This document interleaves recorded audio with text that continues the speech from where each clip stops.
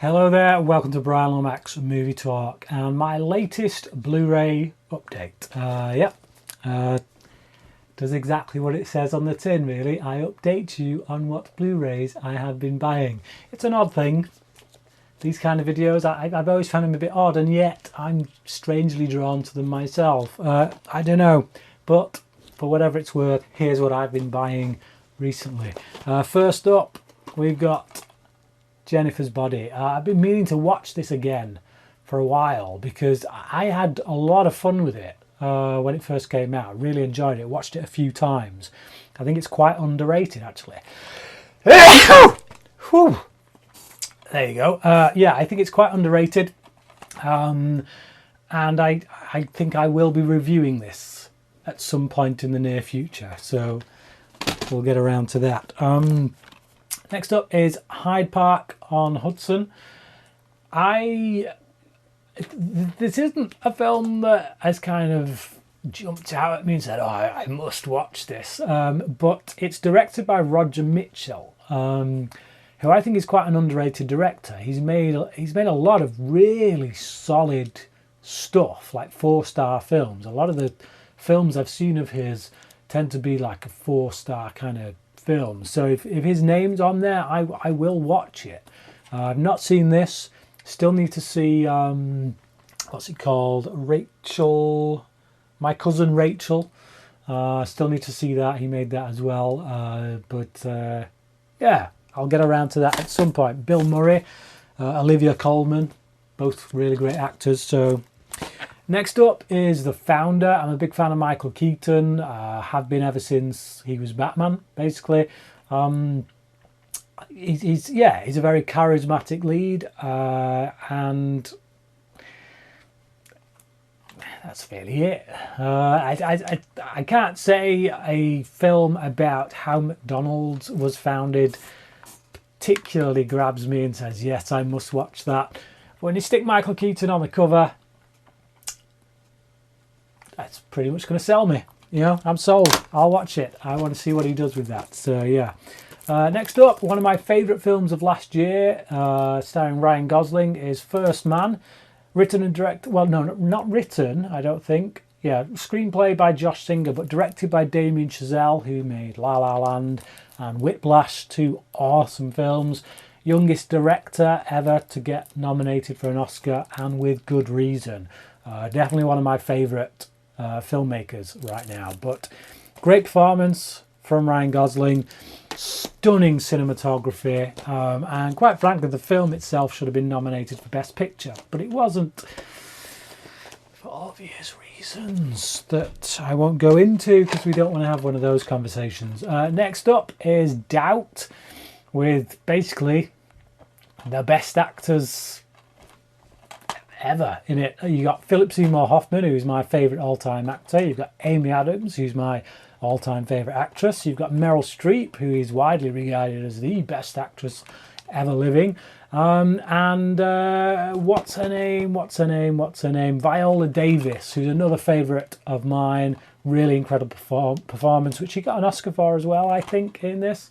At least a nomination. But yeah, for supporting actress. But it's an incredibly well-acted film. It kind of feels a bit like theatre in many ways. That's kind of what it is, really. It's a play that's been brought to the screen, but it's very good. Real powerhouse acting performances. So next up is Detroit, another film that should have been nominated for Best Picture, quite frankly. Or was it the director? Was it nominated for Best Picture? I don't think it was. But I know Catherine Bigelow wasn't nominated for Best Director. If I'm remembering correctly, she should have been. Yeah, incredible work on every front by everyone. It's not a feel-good film. It's not one that you're just going to crack on. I feel like watching Detroit. I think you definitely had to be in the right mood. It's a very serious kind of film, but it's incredibly well made on every front. As I say, it deserved more attention from the awards than it got. Next up is Child 44.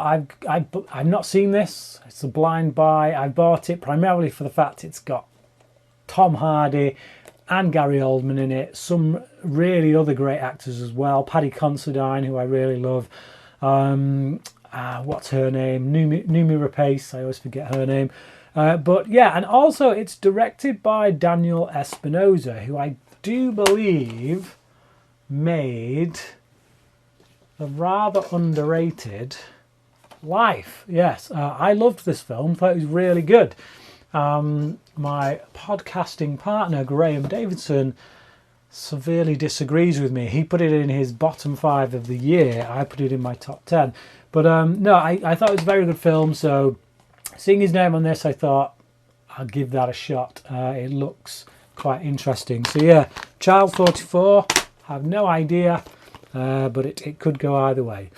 Next up is a vampire film called Byzantium. It's been a long time since I've seen a really, truly great vampire film. The two that spring to mind are Let the Right One In, obviously, one of my favourite films of all time, and 30 Days of Night. But there haven't been that many great vampire films since, I don't think. This is directed by Neil Jordan, who made a great vampire film in Interview with a Vampire. Hopefully he can do the same here. I've not seen this. It has had some pretty good reviews.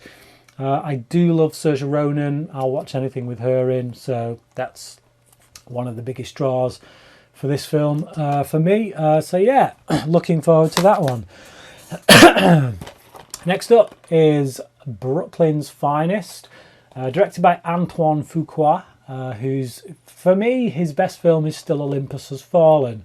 It's not an incredible... Training Day. Training Day is his best, but for the most enjoyable, I would say, is Olympus Has Fallen. It's obviously not an incredible masterpiece or anything, but it's just such a guilty pleasure. It's like a Die Hard. But we're not talking about Olympus Has Fallen. Brooklyn's Finest. I wasn't overly keen on this the first time I watched it.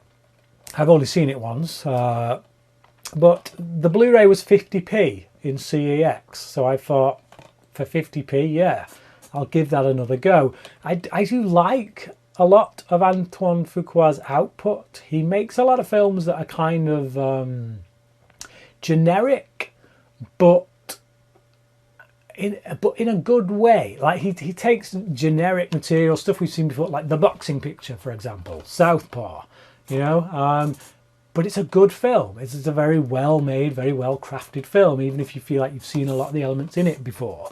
Olympus Has Fallen, you've seen it a million times before. It's that Die Hard thing, you know, but he does it well. He makes the kind of films I wish Die Hard still were. And again, yeah, so like Brooklyn's Finest, I don't remember it being one of his finest, but I am willing to give it another go. So that's why I bought it for 50p. Another 50p purchase from CX, Blood Diamond. I'm a pretty big fan actually of Edward Zwick as a director. He made Last Samurai, which I still think is his best film. He's done a lot of other really good ones like Legends of the Fall. I wasn't as sold on his Jack Reacher movie, but I think that was more down to the script than his direction. Yeah, Blood Diamond, really great performances all round, but particularly from Leonardo DiCaprio, and really good direction. It's a hard-hitting film, really well made. Yeah, so that's it. 10 purchases. That's what I've been buying recently. Please do let me know what you think about any of those films. Leave your comments below. Thank you for watching this video, and until next time, cracking.